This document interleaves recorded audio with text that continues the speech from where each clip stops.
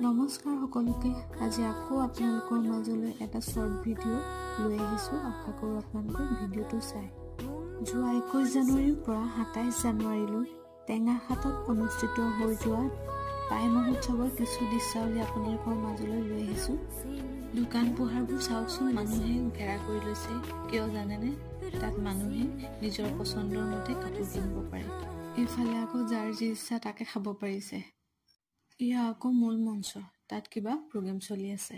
এইবোৰ ইমান ধুনীয়াকৈ মূৰ্তি বনাই আনিছে নহয়, দেখিয়ে ভাল লাগি গৈছে। এইবোৰ কোনোৱে বিক্ৰী কৰিবলৈ আনিছে।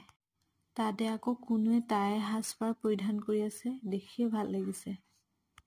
ৰংঘৰ আৰ্হিত তৈয়াৰ কৰা এয়া হৈছে মূল প্ৰৱেশ দুৱাৰ। সৰু ল'ৰা ছোৱালীবোৰে আনন্দ মেলাত বহুত ফূৰ্তি কৰিব পাৰে। ভিডিঅ'টো এডিটিং কৰা এলাহত দিয়া দেৰি হ'ল।